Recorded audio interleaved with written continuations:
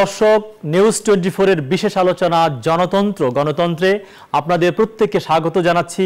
আমি রুবায়েত ফেরদৌস। আজ আমরা কথা বলবো জাহাঙ্গীরনগর বিশ্ববিদ্যালয়ের চলমান আন্দোলন নিয়ে। প্রিয় দর্শক, এই বিষয়ে কথা বলবার জন্য চারজন আলোচক আমাদের আমন্ত্রণে এই স্টুডিওতে যোগ দিয়েছেন। আসুন প্রথমে তাদের সঙ্গে পরিচিত হই। আমার ডান দিকে আছেন জুয়েল, সভাপতি জাহাঙ্গীরনগর বিশ্ববিদ্যালয় ছাত্রলীগ। আলোচনায় স্বাগত। আমি মওদুদ আহমেদ সুজন, সভাপতি জাহাঙ্গীরনগর বিশ্ববিদ্যালয় ছাত্রলীগ। আপনাকে স্বাগত। বাঁ দিকে আছেন আমি নাসিম আক্তার হোসাইন, সরকারি রাজনীতি বিভাগের অধ্যাপক। জনতন্ত্র গণতন্ত্র, আপনাকে স্বাগত। আমি শিকদার জুলকারনাইন, সহযোগী অধ্যাপক, প্রত্নতত্ত্ব বিভাগ, জাহাঙ্গীরনগর বিশ্ববিদ্যালয়। ওয়েলকাম। প্রিয় দর্শক, আজকের আলোচকদের সঙ্গে পরিচিত হলেন। আমরা আলোচনায় যাব। যেরকম আমরা জানি যে 26শে মে শুক্রবার ভোর 5টায় ঢাকা আরিচা মহাসড়কের সিএমবি এলাকায় সড়ক দুর্ঘটনায় মার্কেটিং বিভাগের নাজমুল হাসান রানা ও মাইক্রোবায়োলজি বিভাগের আরাফাত নিহত হন। এরপর থেকে চলছে আন্দোলন, ভাঙচুর, অবরোধ, বিশ্ববিদ্যালয় বন্ধ। আপা যদি বলেন সর্বশেষ কি হচ্ছে আসলে? আমরা জানি 5 দফা আপনারা দাবি তুলেছেন এবং 3 জুনের মধ্যে আপনারা আমাদের ডেডলাইন দিয়ে দিয়েছেন। দফাগুলো যদি বলেন। আসলে গতকালই আমরা সুযোগ পেয়েছি যে সাধারণ শিক্ষক এবং সাধারণ শিক্ষার্থী যারা তখনও পর্যন্ত ক্যাম্পাসে ছিলেন তাদের সঙ্গে বসে আলোচনা করে সব বিষয়গুলো জেনে তারপর আমরা আমাদের বিশ্ববিদ্যালয়ের মাননীয় উপাচার্যের সঙ্গে এবং আরও যারা প্রশাসনে আছেন তাদের সঙ্গে শেয়ার করতে গিয়েছিলাম এবং আমরা কথা বলেছি। তখনও আমরা বলেছিলাম যে অবশ্যই যারা অ্যারেস্টেড হয়েছেন শিক্ষার্থী তাদেরকে মানে মামলাতে প্রত্যাহার করে তাদেরকে ছাড়িয়ে আনার ব্যবস্থা করা যায় কিনা সেটা আমরা উপাচার্যকে জানিয়েছিলাম। অনেক স্টুডেন্ট অসুস্থ হয়েছিলেন, বুলেটে আঘাতপ্রাপ্ত হয়েছিলেন, তারা হসপিটালে ছিলেন, তাদের চিকিৎসা এবং ব্যয়ভার বহন করার একটি বিষয় ছিল। আজকে তো ছাড়া পেয়েছে, শিক্ষার্থীরা ছাড়া পেয়েছে। কালকে সেটি ব্যক্তিগত উদ্যোগে আন্দোলন কেন চলছে আসলে? ব্যক্তিগত উদ্যোগে কিন্তু ছাড়ে, কারণ প্রশাসন সে ব্যবস্থা প্রশাসনগুলো উদ্যোগ নেয়নি, কারণ তাদের প্রসিডিউরাল কিছু বিষয়। আজকে আমরা উপাচার্যের সঙ্গে দেখা করেছি।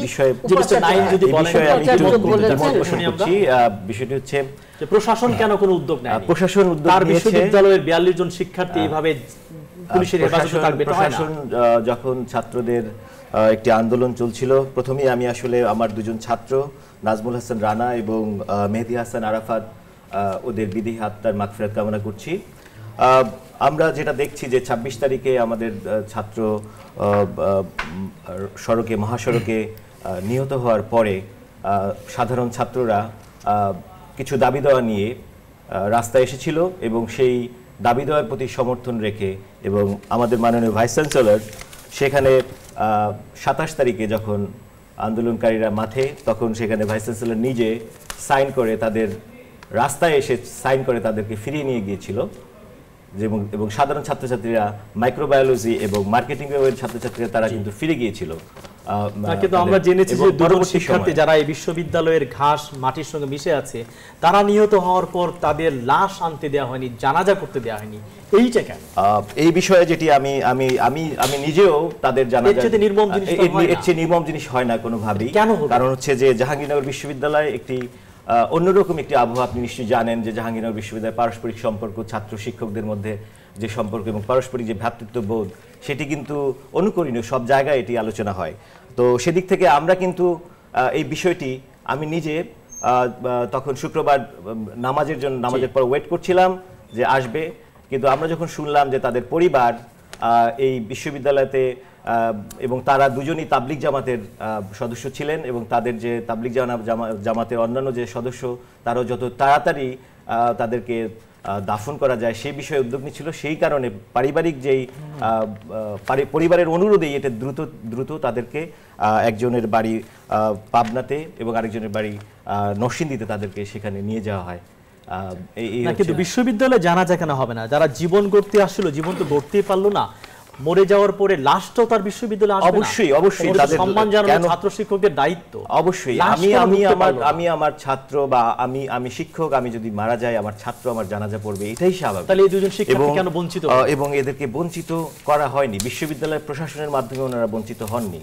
তাদের কে বঞ্চিত তাদের হলো? তাদের যে অবস্থাটি তৈরি হয়েছিল সেই মুহূর্তে, অ্যাক্সিডেন্টের পরে যে ছাত্রদেরকে যখন তাদের একজনের শরীরের উপর দিয়ে চলে গিয়েছিল, তার ম্যাক্সিমাম অর্গানটাই ড্যামেজ হয়েছিল এবং সেই কারণে প্রচন্ড গরমের কারণে আসলে তার পরিবার এটাকে এনে সময় দীর্ঘায়িত জি, করার আমার মনে হয় বিষয়টা সুজন ছিল। সাংবাদিক সমিতির সভাপতি কিছু বলতে যাচ্ছেন। এই বিষয়টা আমি একটু অ্যাড করতে চাই।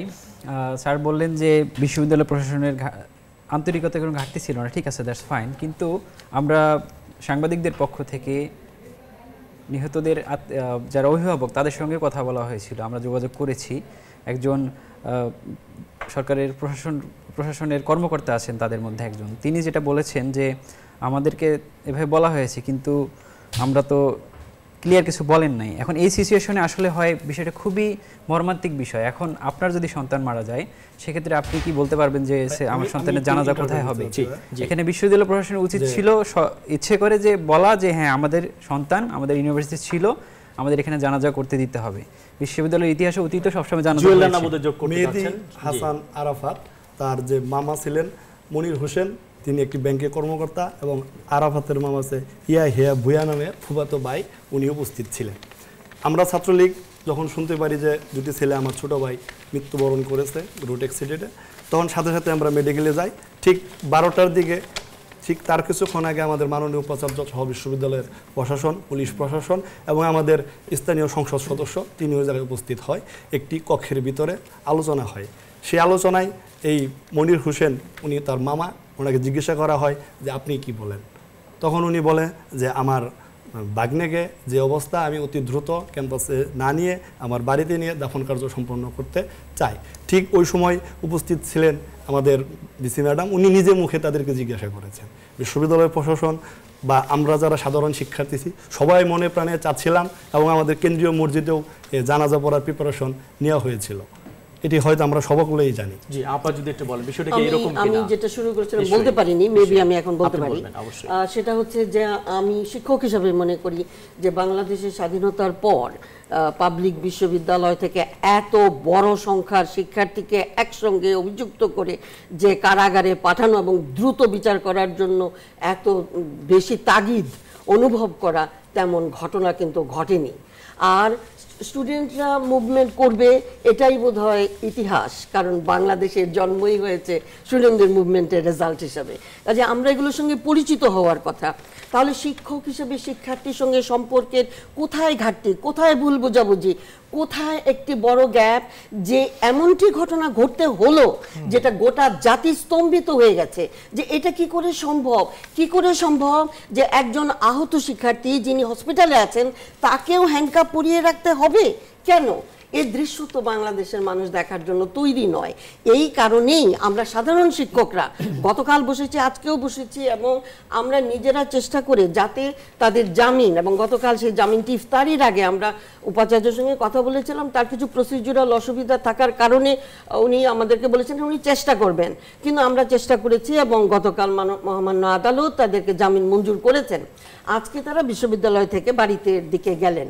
এটা ছিল আমাদের প্রথম কাজ। কিন্তু যে কথাটি হচ্ছে যে বিশ্ববিদ্যালয়ে যদি শান্তিপূর্ণ পরিবেশ, শিক্ষার পরিবেশ ফিরিয়ে আনতে হয়, শিক্ষক শিক্ষার্থী সম্পর্ককে স্বাভাবিক রাখতে হয়, তাহলে যারা আন্দোলনে যান সে আন্দোলনের কিছু ফেজও আছে। কিন্তু শুধুমাত্র তার বন্ধু মৃত্যু হয়েছে এটা দিয়ে শুরু হয়েছিল, কিন্তু এটা তো গোটা দিন গেল। তারপর আবার নিরাপদ সড়কের জন্য স্বাভাবিক কারণেই নাগরিক হিসেবে তারা দাবিটা জানিয়েছিলেন। এরপর আবার ক্যাম্পাসে ঢুকে বেড়ে গেল উত্তেজনা, রাবার বুলেট এমন একটি আজকে অপারেশন হয়েছে যে পেছন দিক থেকে রাবার বুলেট, এবং এটি অনেকক্ষণ লেগেছে অপারেশনটা করতে, মানে কতটাই সিরিয়াস। এবং আজকে যারা ফিরে আসলেন, মানে অ্যারেস্ট হয়েছিলেন, আসলেন ক্যাম্পাসে, তাদের সবার কাছ থেকে যেটা শোনা গেল যে তাদের অনেকেই কিন্তু আহত হয়েছেন। এমন ঘটনাটা ক্যাম্পাসের জন্য একদম। এই নিয়ে আমরা আরো কথা বলবো। প্রিয় দর্শক, এই পর্যায়ে গণতন্ত্রে একটু ছোট্ট বিরতি নিচ্ছি। বিরতির পর একটু পরে ফিরে আসবো। কথা বলছিলাম জাহাঙ্গীরনগর বিশ্ববিদ্যালয়ের চলমান আন্দোলন নিয়ে, সঙ্গে থাকুন।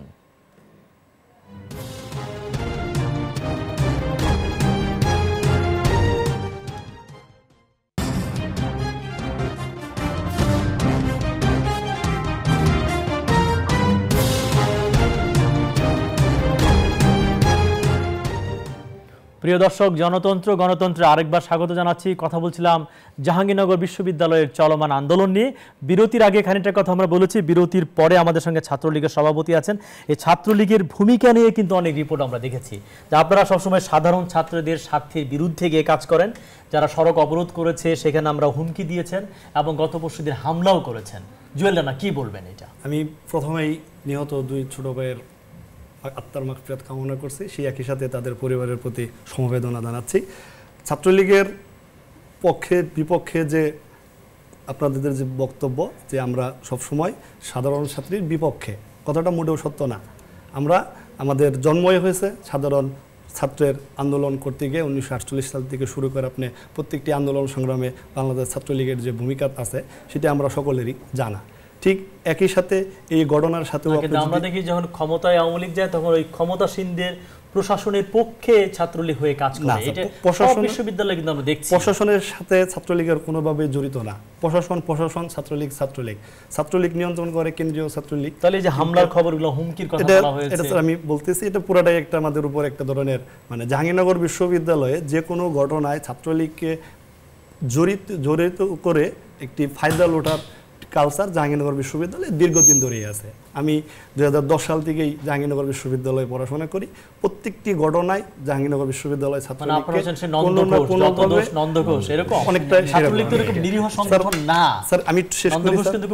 আমি একটু শেষ করি। যখন আমাদের ছোট ভাই দুইটা মারা গেল, সবার আগে 7:30টার দিকেই আমরা আমার ছাত্রলীগের পক্ষ থেকে তাদের সাথে দেখা করতে যাই, এনাম মেডিকেলে যাই। সে জায়গায় গিয়ে পরিবারের সাথে কথা বলি, মেডিকেলের প্রশাসনের সাথে কথা বলি, পুলিশ প্রশাসন তাদের সাথে কথা বলি, বিশ্ববিদ্যালয় প্রশাসনের সাথে কথা বলি এবং সবার সাথেই আমরা কথা বলে লাশটাকে ক্যাম্পাসে নিয়ে যাওয়ার জন্য আমরা সবাইকেই বলি যে আমাদের ছোট ভাই মারা গেছে, তাদের দাফন তাদের জানাজা আমাদের ক্যাম্পাসেই হতে হবে। বিশ্বাসযোগ্য যে ছাত্রলীগ চাইছে জাহাঙ্গীরনগর বিশ্ববিদ্যালয়ের লাশ আসবে, ঠেকানোর সাধ্য কার আছে?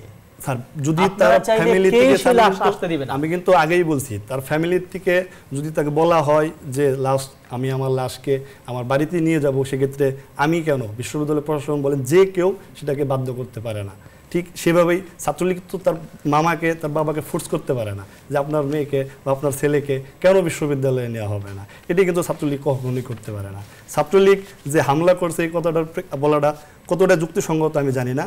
ঠিক যখন আমরা তাদের লাশ গাড়িতে তুলে দিয়ে আসি, ঠিক তখন জুম্বার নামাজের সময়, নামাজের পরে আলবেরনি হলের তারা আবাসিক ছাত্র, আলবেরনি হল তারা একটি রাস্তা অবরোধ করে।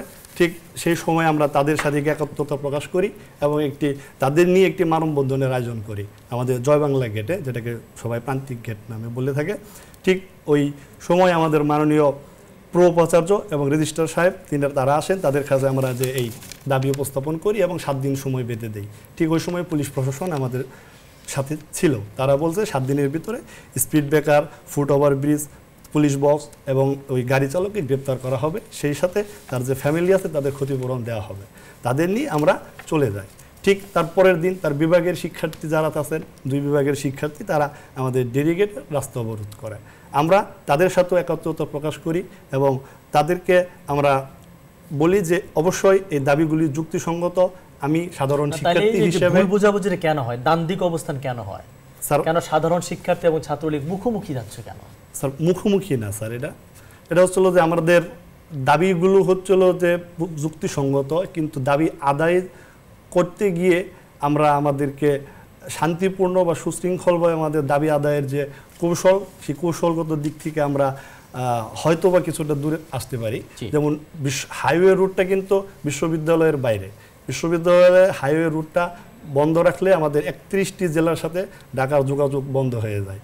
ঠিক সেই সাথে আমাদের দাবি আদায়ের জন্য এটি অনেক, আপনি জানেন যে গত 1 বছর ওখানে 5 জন শিক্ষার্থী কিন্তু মারা গেছেন। সেটা তো আমি বললাম যে আমরা দাবি আদায় তো বলছি, জীবন তো অনেক মূল্যবান। দাবি আদায়ের ক্ষেত্রে আমাদের যে দাবি যে speed breaker, foot over bridge, এর জন্য তো আমরা একটা দুর্ঘটনা হয়, নিহত হয়, তারপরে বলে পরে কিন্তু সব ভুলে যায়, এটা কিন্তু হয় না। 7টা দিন তো আমরা সময় দিয়েছি বিশ্ববিদ্যালয় প্রশাসনকে, যদি তারা না করে আমরা 7 দিন পরে আবার আন্দোলন করব। আপনারা নামবেন তো নাকি? অবশ্যই কিন্তু টিভিতে কথা বলে অবশ্যই নামবো, আমরা কিন্তু ধরব, কিন্তু 7 দিনের ভিতরে 3 দিন তো অলরেডি আমরা চলে গেছে। বলেন হ্যাঁ, আমি মনে জুয়েল করি রানার যে পুরো বক্তব্য। বিষয়টির অনেকগুলো ফেজের মধ্যে এটা ঠিক যে শোক দিয়ে শুরু হয়েছে এবং আপনারা জানেন মৃত্যুর মতো ঘটনা মানুষকে অনেক বেশি আপ্লুত করে ফেলে, কিন্তু সেখান থেকে তারা ফেজে ঢুকলো যে নিরাপদ সড়ক, এবং নিরাপদ সড়কের জন্য যে মুভমেন্টটা শুরু হলো সেটা তো সারা দেশে বিভিন্ন পর্যায়ে পর্যায়ে মুভমেন্ট হচ্ছে।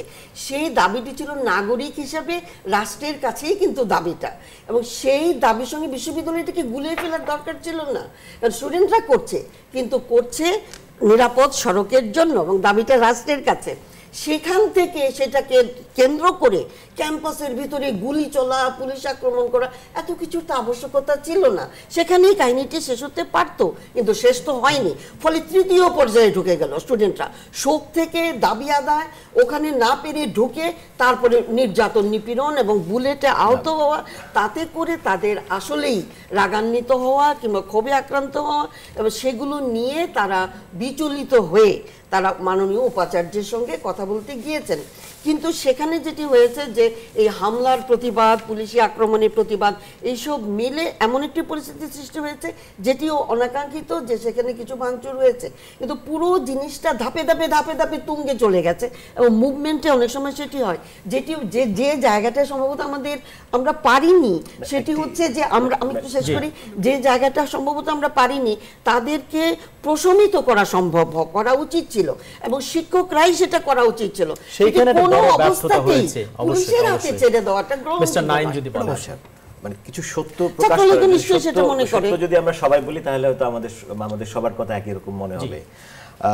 বিশ্ববিদ্যালয়ে 26 তারিখে মানে যখন আমাদের দুজন ছাত্রকে আমরা হারালাম, তারপরে জুয়েল বলল যে এখানে একটি অবরোধ হয়েছিল এবং সেখানে দাবি দেওয়া প্রশাসনের কাছে পেশ করা হয়েছে এবং প্রশাসন আশ্বস্ত করেছে বলে তারা 7 দিনের সময় দিয়ে এটাকে সরিয়েছে।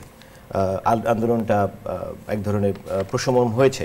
তার পরবর্তী সময় 27 তারিখ বাম ছাত্র সংগঠন আগে তার বিভাগ শুরু, তার বিভাগকে দুটি বিভাগ তাদের স্টুডেন্টকে নিয়ে একসাথে রাত 11টার সময় তারা মহাসড়কটি অবরোধ করে, এবং মহাসড়ক অবরোধ করার কারণে যেটা হয় যে অবর্ণনীয় দুর্ভোগ তৈরি হয় ছাত্রদের ইমোশনের কাছে।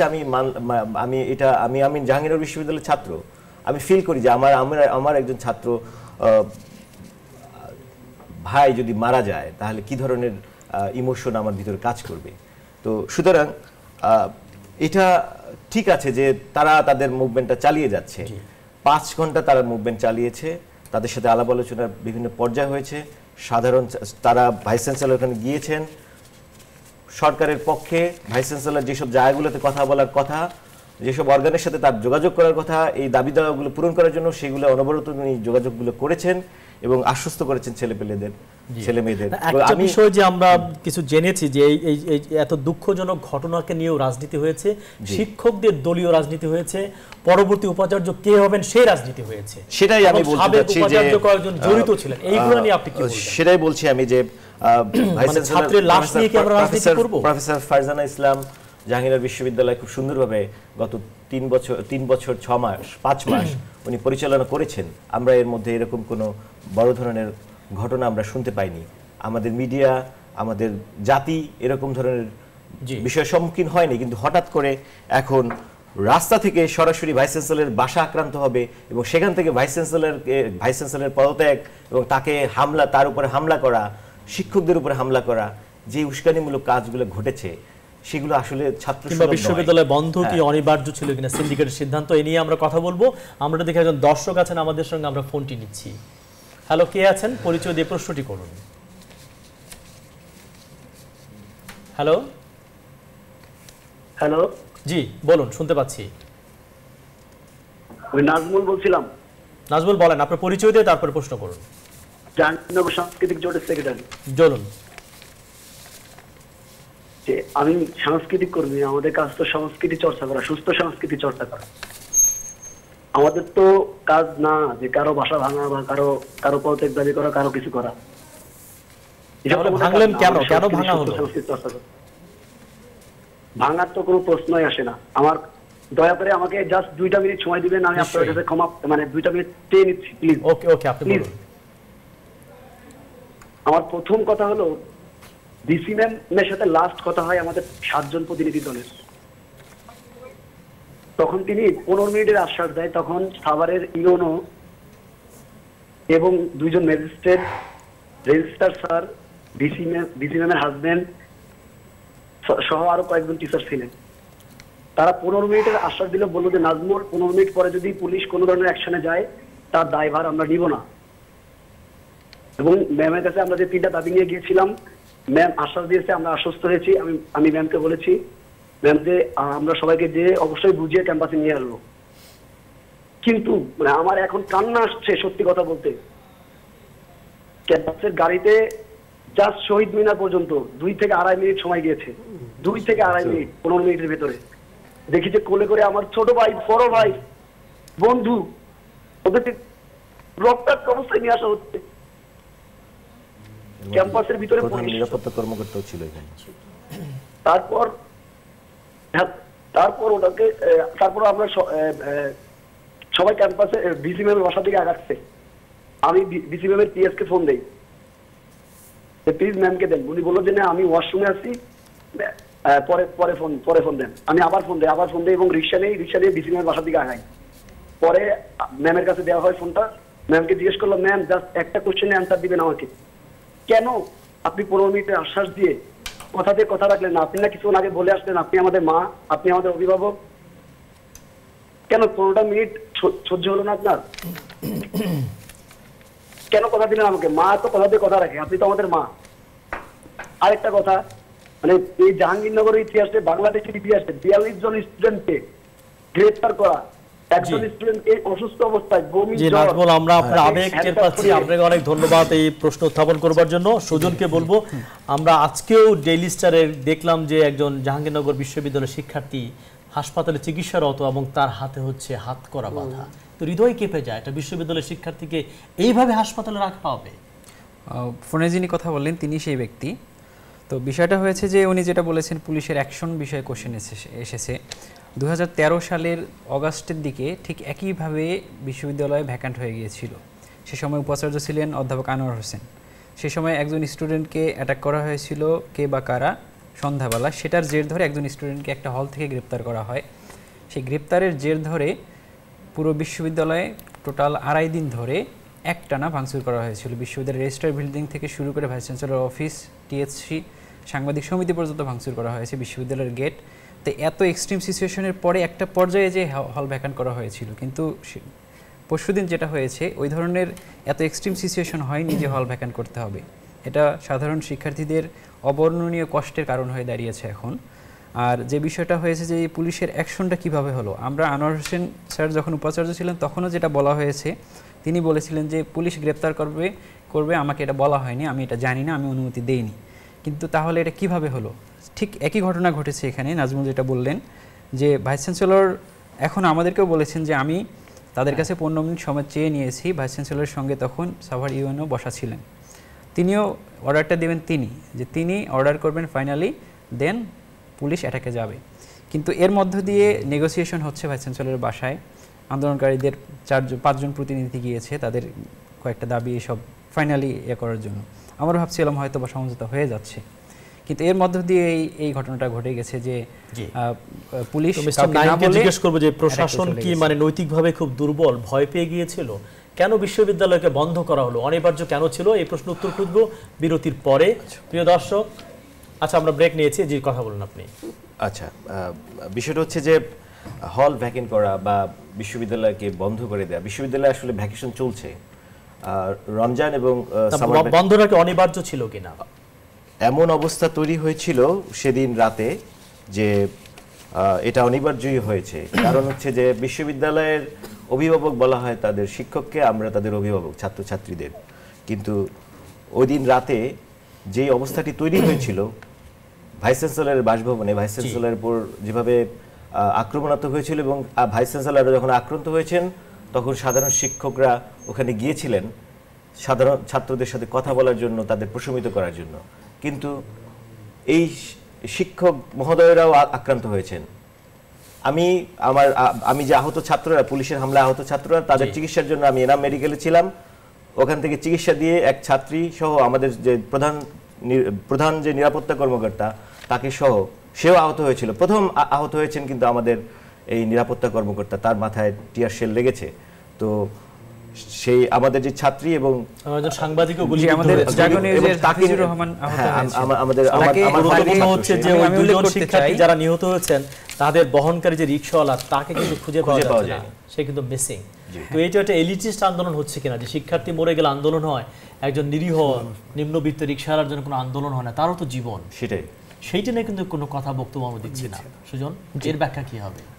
এটার ব্যাখ্যা আসলে পুলিশ প্রশাসন বা কারা তাকে সরিয়েছে, সে আদৌ মারা গেছে নাকি কি হয়েছে আমরা জানি না। তবে সাজেদা বেগম নামের একজন আই উইটনেস যিনি দেখেছেন সেই ঘটনাটা, একজন ভিক্ষুক মহিলা, ডেইরি ফার্মের ভিতরে থাকেন উনি যেটা বলেছেন যে পিছন থেকে গাড়ি এসে একটা নাইট কোস্ট বড় বাস এসে ধাক্কা দিল, পড়ে গেল, সেটা চলে গেল।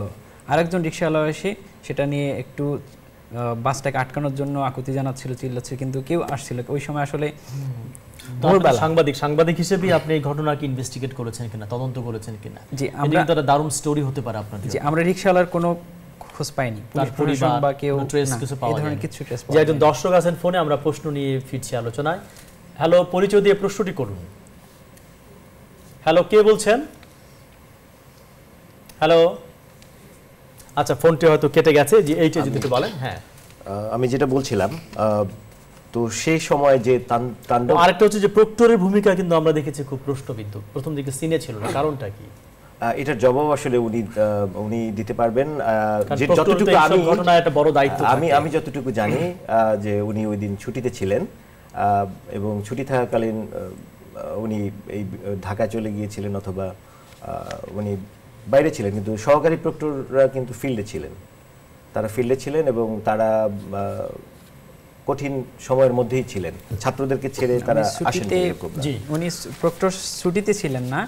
আমরা সাংবাদিকরা প্রথম দিকে যখন তাকে ফোন করছিলাম, শুক্রবার যেদিন স্টুডেন্ট দুটো মারা গেল সেদিন 12টার দিকে আমার কথা হয়েছে, তিনি হাসপাতালে এক সময় গিয়েছিলেন, কিন্তু তারপর থেকে যখন পরিস্থিতি যত উত্তপ্ত হচ্ছিল তাকে আমরা পাচ্ছিলাম না। সাংবাদিকদের কাউকে বলছেন যে তিনি ঢাকায় আছেন, 26 তারিখে, আবার কখনো বলেছেন ঢাকায় থাকলেও তো তিনি ঢাকা থেকে তো চলে আসার কথা, কিন্তু না দুজন হত্যাকাণ্ডের মতো এত বড় ঘটনা একটা মুহূর্তেই উনি সামনে আসেননি, ফেস করতে ভয় পেয়েছেন আমাদের কাছে যেটা মনে হয়েছে। তো আমি যে বিষয়টি বলছিলাম আর কি শেষ করি, যে সেদিন যে ঘটনাটা ঘটলো, যে এরকম মানে আমাদের কাছে কিন্তু এই জায়গায় 4 ঘন্টার ভিডিও ফুটেজ আমাদের কাছে আছে, কিভাবে আক্রান্ত করা হয়েছে শিক্ষকদেরকে, কিভাবে আক্রান্ত করা হয়েছে ভাইস চ্যান্সেলরের বাসভবন, এবং সেখানে যখন উদ্ধারকারী শিক্ষকরা গিয়েছে ছাত্রদের সাথে কথা বলার জন্য, তাদের উপর আক্রমণাত্মক হয়েছে। মানে এমন একটা পরিস্থিতি তখন সৃষ্টি হয়েছিল যে আসলে কোনো সেভিয়ার ছিল না।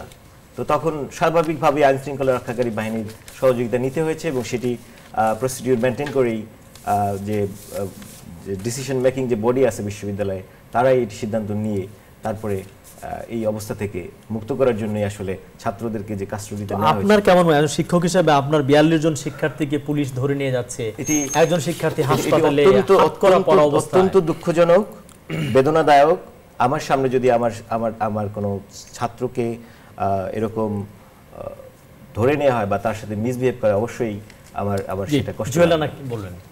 আমি একটু ইন্টারফেয়ার করতে চাচ্ছি, যেটা হচ্ছে 27 তারিখে যখন আন্দোলনটা শুরু হয়, ডিপার্টমেন্ট থেকে যখন আন্দোলনটা শুরু হয়, বিসি ম্যাডাম নিজে গিয়ে যখন উনি দাবি মেনে নেয় স্বাক্ষর করে, তখন আমরা সহ ডিপার্টমেন্টের যারা ছিলেন সবাই আমরা বিশ্ববিদ্যালয়ের ভিতরে প্রবেশ করি। হ্যাঁ, আমার কোশ্চেন হচ্ছে একটাই আমার ম্যাডামের কাছে, যে প্রশাসন দাবি মেনে নেওয়ার পরে যে আন্দোলনটা চলতেছিল কতটুকু যুক্তিসঙ্গত আমি জানি না। তারপরেও আরেকটা হচ্ছে যে ম্যাডাম কালকে একটা চ্যানেলে বলছে যে রাতে যে হামলাটা হয়েছে সেটা ছাত্রলীগ করছে। এই দুটো ব্যাপারেই আমি মানে বুঝতেছি না যে আসলে দাবি মেনে নেওয়ার পরেও আন্দোলন করাটা কতটুকু যুক্তিসঙ্গত। আপনার কাছে দুটো প্রশ্ন রেখেছে না, সেটি হচ্ছে যে একটা তো অনেক বড় গ্যাপ আছে, তথ্যের গ্যাপ আছে। সেটা হচ্ছে যে পুলিশ কিভাবে ক্যাম্পাসে ঢুকলো, পুলিশ কিভাবে রাবার বুলেট দিয়ে স্টুডেন্টদের আহত করলো, টিয়ার গ্যাস মেরে স্টুডেন্টদেরকে বিভ্রান্ত করলো, আহত করলো এবং পুরো ক্যাম্পাসে ভয় সৃষ্টি করলো, তার উত্তর কে দেবে? আবার বিসির বাসভবন গেট বন্ধ হয়ে গেল বা পুলিশ ঢুকলো, আর মারপিটের কথা তো স্টুডেন্ট বিভিন্ন মিডিয়াতে এসেছে, সোশ্যাল মিডিয়াতে এসেছে। আর আমি সেদিন নিজে ক্যাম্পাসে ছিলাম না, কিন্তু সেখানে যারা ছিলেন তাদের ভাষ্যটা আমি কিন্তু রেফারেন্স দিয়েই বলেছি যে ওখানে যারা ছিলেন তারা সেটা বলেছে। ছাত্রলীগ পথচারীদের পানি খাওয়াইছে, এই ব্যাপারটা কিন্তু মিডিয়ায় আসে সেটা কিন্তু আমাদের জন্য খুবই এটা দুঃখজনক। হয় তথ্য সব তথ্য আমরা হয়তো ছাত্রলীগ সব সময় মাঠে ছিলাম, সব সময় সাধারণ শিক্ষার্থীর পাশে থেকে প্রশাসনকে কিন্তু- প্রেসার ক্রিয়েট করেছে। আমার বড় ভাইয়ের উপর রাবার বুলেট কেন হবে, আমার বড় ভাই কেন গ্রেপ্তার হবে, এর জন্য আমরা তীব্র নিন্দা জানাচ্ছি। যেটা কিন্তু হয় রানা আমি মনে ছাত্রলীগ করি যে বুঝতে হবে ছাত্রলীগ কেন মানে সবসময় খারাপ দিকটার দিকে যায়। আমাদের পানি খাওয়াইছি পথচারীদের, তাদের জন্য যে টিস্যু ব্যবস্থা করেছি, মানে যে আমাদের যে তারপরেও তো আহত হয়েছে শিক্ষার্থীদের তাদের যে আমরা মন পান না। এটা কিন্তু বিশাল রক্তের গবেষণার ব্যবস্থা- ব্যাপার, তাই না? রক্তের ব্যবস্থা করছি, মানে রক্তের জন্য আমরা চেষ্টা করছি, 5 ব্যাগ রক্তের প্রয়োজন ছিল, তুমিই তো জানো সম্ভবত। তাতে সবকিছু মিলেই মানে এত করেও আপনার মন পাচ্ছেন যেমন না। ম্যাডাম বলে রাত্রে আমরা হামলা করছি, আমরা দেখি একজন দর্শক কি বলে, কেন যখন আপনি একটু মন পাচ্ছেন না? যখন একটু আন্দোলনটা জি। মানে দাবি মেনে নেওয়া হলো, আমরা যার যার হলে অবস্থান করতেছিলাম। এরপর থেকে যা একজন দর্শক আছেন, আচ্ছা, আমি আমরা একটু- আসবো একটু প্রশ্নটা নিয়ে নিই। হ্যালো, কে বলছেন? পরিচয় দিয়ে প্রশ্নটি করুন। হ্যালো, আসসালামু আলাইকুম। আমি দোলা বলছি ঢাকা বিশ্ববিদ্যালয় থেকে। হ্যাঁ দোলা, বলুন। আমার প্রথম প্রশ্ন যে হচ্ছে আন্দোলনকারীদের কিন্তু কেন হচ্ছে লাইভ টক শোতে নেই, তাদেরকে কথা বলার জায়গা দেওয়া হয়নি কেন? প্রথম প্রশ্ন। দ্বিতীয় প্রশ্ন, যেদিন হল ভ্যাকেন্ট হয় তার পরদিন সকালে ট্রান্সপোর্ট চত্বর থেকে জাহাঙ্গীরনগর বিশ্ববিদ্যালয় ছাত্রলীগ একটা মিছিল ডাকে, সেটা হচ্ছে হল ভ্যাকেন্টের প্রতিবাদে। কিন্তু 42 জন ছাত্রছাত্রীকে যে পুলিশ ধরে নিয়ে গেছে, এটার কোনো প্রতিবাদ কেন জাহাঙ্গীরনগর বিশ্ববিদ্যালয় ছাত্রলীগ করেনি, এবং তারা কেন ছাত্রছাত্রীদের বহিষ্কার চাইছে? জি, খুব সুনির্দিষ্ট প্রশ্ন। মানে আপনারা কেন ওদের বহিষ্কার চাইছেন? বিশ্ববিদ্যালয়ের এবং 42 জন শিক্ষার্থী যাদেরকে গ্রেপ্তার করা হয়েছে, সেই গ্রেপ্তারের প্রতিবাদে কেন আপনারা সোচ্চার হচ্ছেন না, এই প্রশ্ন সে করেছে। আমি যেটা মনে করি যে বিশ্ববিদ্যালয়ের শিক্ষার্থী হিসেবে আমাদের প্রচুর দায়িত্ব কর্তব্য থাকে। আমাদের শ্রদ্ধেয় শিক্ষক এবং আমাদের যে উপাচার্য মহোদয়, তিনি আমাদের অভিভাবকের সমতুল্য।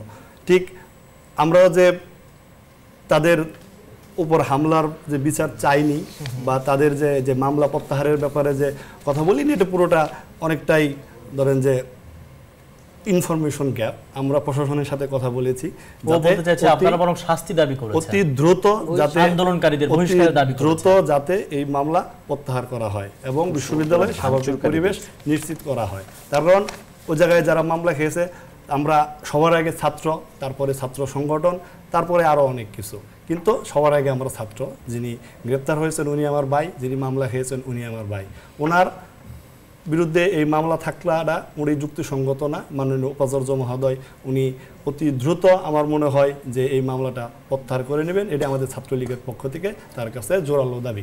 আমি মনে করি রানা, যে প্রবলেমটা হয় আপনি যেটা বললেন যে আমরা তো এটাও করেছি, পানি খেয়েছি, পথচারীকে সাহায্য করেছি, শিক্ষার্থীর পাশে গিয়ে, আক্রান্ত শিক্ষার্থীর পাশে গিয়ে দাঁড়িয়েছি, হসপিটালে গিয়েছি, এগুলো আপনারা করেছেন শিক্ষার্থী পরিচয় নিয়ে।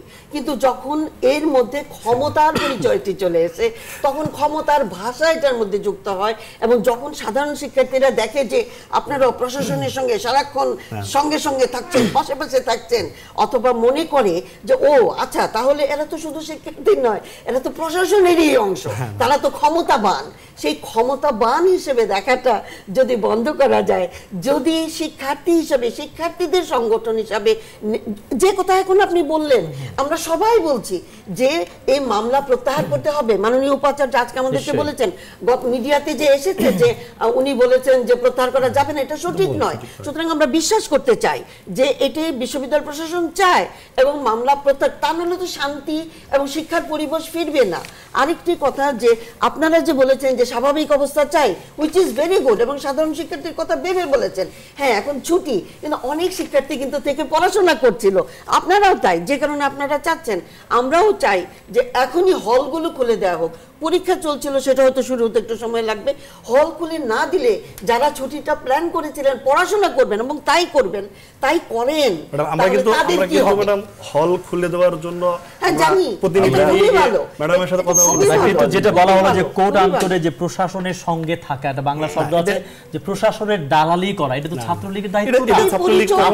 শিক্ষার্থীদের স্বার্থটা আপনাদের সামনে থাকা উচিত। যে আরেকজন দর্শক আছেন, আমরা ফোন নিয়ে আলোচনা আসবো। হ্যালো, গণতন্ত্রে যোগ দেওয়ার জন্য আপনাকে অনেক ধন্যবাদ। পরিচয় দিয়ে প্রশ্নটি করুন। হ্যালো, আমার নাম নজির আমিন চৌধুরী জয়। জয়, বলুন। হ্যালো, শুনতে পাচ্ছি।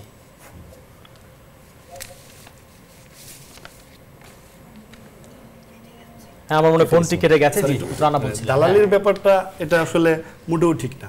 বিশ্ববিদ্যালয় ছাত্রলীগ কেন্দ্রীয় ছাত্রলীগ দ্বারা নিয়ন্ত্রিত এবং সাধারণ শিক্ষার্থীর দাবি আদায় আমরা এর আগে আমাদের বিশ্ববিদ্যালয় ছাত্রলীগ ডাইনিং পরিদর্শন করেছি এবং সাধারণ শিক্ষার্থীর যে কোনো বিপদে আমরা তাদের পাশে গিয়ে দাঁড়ানোর সর্বাত্মক চেষ্টা করেছি। তার প্রমাণস্বরূপ কিন্তু আমি বলেছি, যখন ছেলেটি মারা গেল সেই থেকে শুরু করে সর্বশেষ পর্যন্ত আমরা ছিলাম, কিন্তু দাবি মেনে নেওয়ার পরে আমরা আমাদের হলে ফিরে গেছি। কিন্তু তারপরে যে আন্দোলন হয়েছে সেই আন্দোলনের ব্যাপারে ততটুকু আমি বলতে চাচ্ছি না। তার আন্দোলনটা কীরকম হয়েছে যে মানে রাস্তা বন্ধ করে আন্দোলন করা হয়েছে, আমাদের মা বোন, এমন একটা ঘটনা আছে যে একটি অ্যাম্বুলেন্স যাচ্ছিল, সেটি একটি গর্ভবতী মহিলা ছিল এবং আন্দোলনকারী যারা ছিল তারা অ্যাম্বুলেন্সটি খুলে দেখতে চেয়েছে যে উনি আসলেই গর্ভবতী কিনা।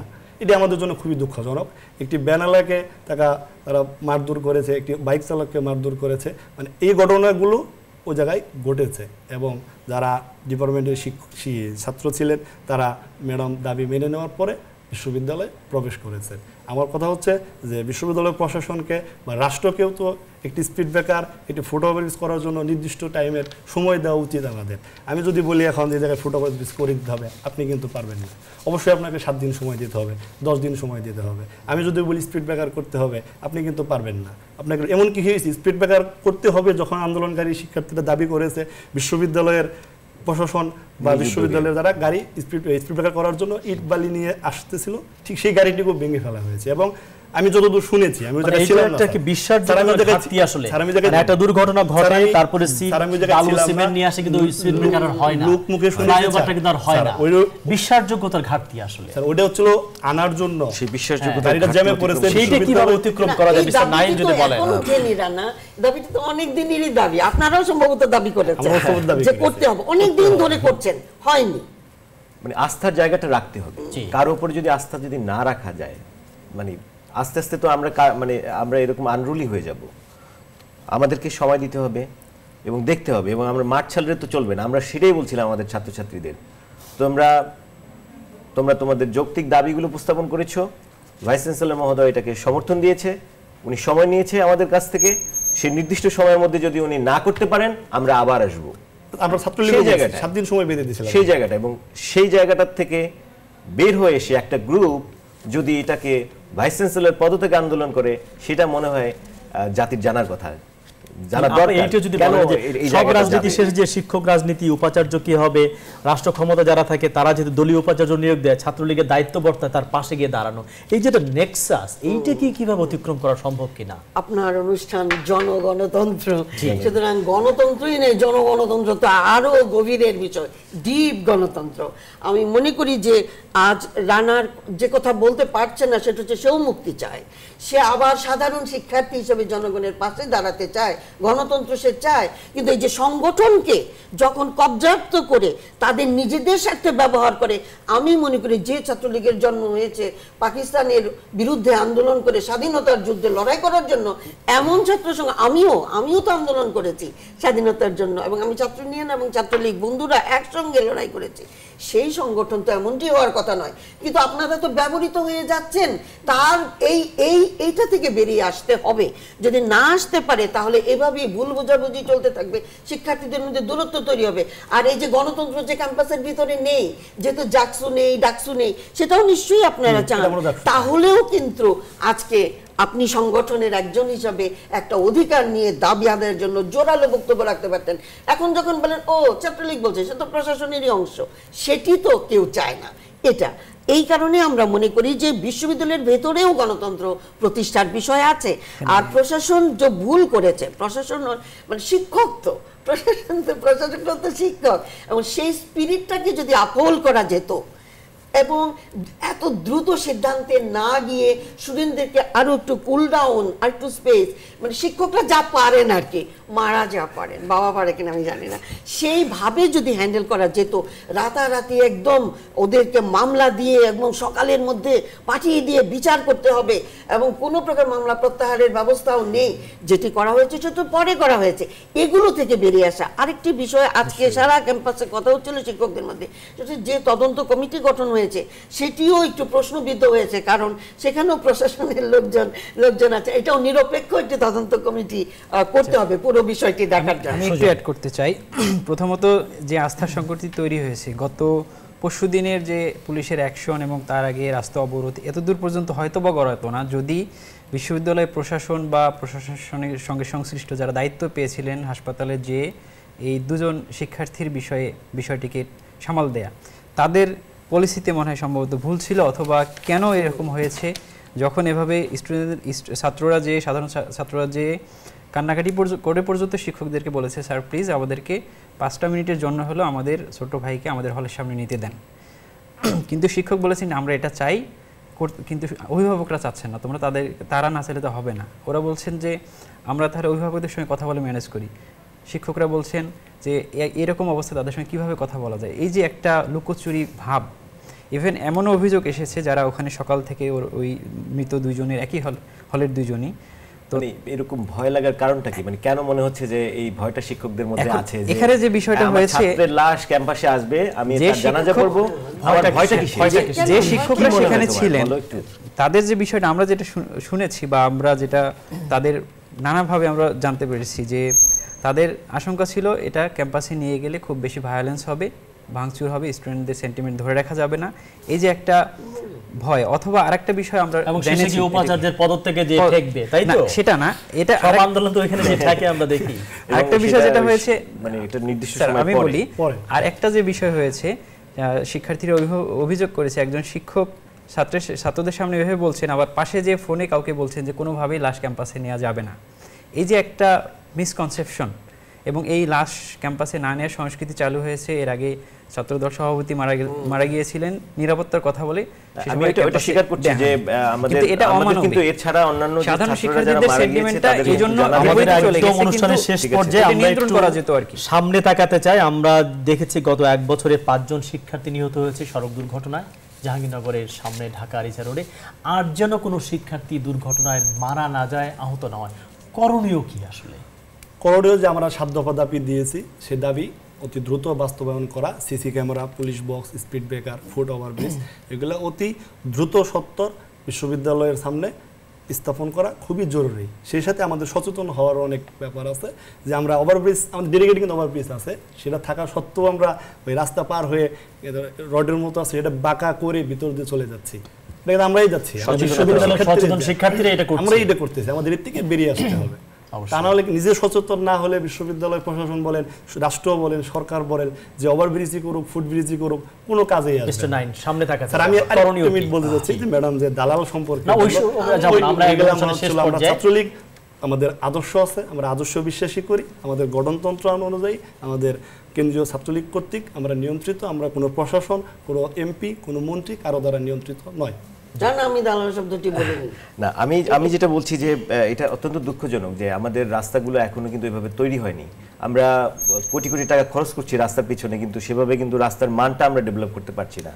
সিএনবি থেকে বিশ্ববিদ্যালয় পর্যন্ত যে রাস্তা, সেখানে কিন্তু রিক্সা চলে। সেই রিক্সা চলার জন্য যে ছোট্ট যে একটি সড়ক পাশে তৈরি করার যে ব্যবস্থা, সেটি যদি করা হতো তাহলে হয়তো আমাদের এরকম একটা দুর্ঘটনা ঘটতো না। এই ব্যাপারে যে যারা এক্সপার্ট আছেন, আপনারা দাবিটা জারি রাখবেন কিনা? আমরা অবশ্যই দাবিটা জারি রাখবো, কারণ সময় চলে যায়, সবাই আমরা ভুলে যাই, আরেকটা লাশের জন্য অপেক্ষা করি। সেই লাশের রাজনীতি বন্ধ করতে হবে আমাদের। লাশের রাজনীতি বন্ধ করলে আমরা সবাই ভালো থাকবে, জাহাঙ্গীরনগর বিশ্ববিদ্যালয় ভালো থাকবে, দেশ ভালো থাকবে। সুজন, কোনো পরামর্শ আছে কিনা? পরামর্শ শুধু এতটুকু বলি যে ভাইস চ্যান্সেলর এখন পর্যন্ত যেভাবে রেসপন্স করেছেন দ্যাট ওয়াজ পজিটিভ, এখন পর্যন্ত পজিটিভ। আমরা আশা করি পরিস্থিতি ভালোর দিকে যাবে, স্পিড ব্রেকারগুলি বসবে, অলরেডি একটা বসা হয়ে গেছে। আর ক্ষতিপূরণের যে বিষয়গুলি এসেছে ভাইস চ্যান্সেলর গতকাল আমাদেরকে বলেছেন যে ওনারা এগুলি পালন করবেন, চাকরি দেবেন, প্লাস অন্যান্য দাবিগুলি মিট করবেন। এখন সামনের দিকে যেটা হলো যে শিক্ষক রাজনীতিটা আরও একটু পরিচ্ছন্ন হওয়া দরকার।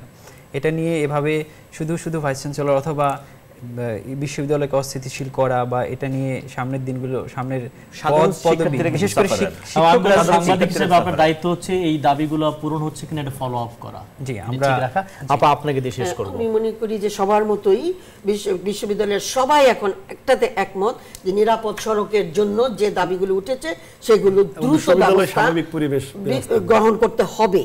আর হচ্ছে মামলা প্রত্যাহার করতে হবে, যেটি মাননীয় উপাচার্য চান। আর হচ্ছে আপনারাও যে দ্রুত বহিষ্কার চাই বলে ফেলেছেন, আশা করি আপনারাও সেটি এখন আর চান না। একটা বদল তো হয়েছে নিশ্চয়ই আজকে আলোচনা থেকে। বহিষ্কার তো আপনি একটু বহিষ্কার চাই, এটা তো বলা যায় না। আরেকটি হচ্ছে যে তদন্ত কমিটিটি পুনর্গঠন করা হোক, আর যে কারণ এটি প্রশ্নবিদ্ধ হয়ে গেছে। আর বাসভবন উপাচার্যের বললে মনে হয় যে বাসায় চলে গেছে, এটি আসলে অফিসও বিশ্ববিদ্যালয়ের অফিস, কিন্তু সেখানে কিন্তু তার পরিবার থাকে, তার অসুস্থ পুত্রবধূ আছে এখানে, সেটা অফিস এবং বাসা মানে যতটা নিয়মতান্ত্রিক ভাবে আন্দোলন করা যায়, অহিংস আন্দোলন সেটাই। আর কি হচ্ছে যখন তখন যে শিক্ষার্থীদেরকে পুলিশ এসে যে নিপীড়নটা, এই জায়গা থেকে বিশ্ববিদ্যালয়কে সরতে হবে। আমি মনে করি ছাত্রলীগ এই দাবিটি এখন তুলবেন যে যখন তখন পুলিশ এসে এটা যেন কখনোই আর এই ধরনের ঘটনা যেন ঘটে না। আর পুলিশের হাতে যে মধ্যরাতে আমরা ছাত্র এবং ছাত্রীকে তুলে দিলাম, আজকে অনেক কাহিনী আমরা জানতে পেরেছি ছাত্রীরা কিভাবে হেনস্থা হয়েছে, গভীর রাতে ছাত্রীদেরকে দিয়ে দিলাম পুলিশ ভ্যানে করে, তারা যে হেনস্থা হয়েছেন, তারা যে নিরাপত্তাহীনতা সেটা ঠিক, কিন্তু তারপর আমি যেহেতু শিক্ষক, আমার কন্যাকে আমি গভীর রাতে, যে কন্যাকে বলে এই ঘরে থাক, সেই কন্যাকে আমি গভীর রাতে পুলিশ ভ্যানে উঠাই দেবো না, সেটা আমরা করেছি এবং তারা হেনস্থা হয়েছেন, এ কথা যেন আর আমাদের শুনতে না হয়। চারজনকে ধন্যবাদ আসবার জন্য এবং কথা বলবার জন্য। প্রিয় দর্শক, আপনাদেরকে ধন্যবাদ আমাদের সঙ্গে থাকবার জন্য। ভালো থাকুন, নিরাপদে থাকুন এবং নিউজ 24 এর সঙ্গেই থাকুন।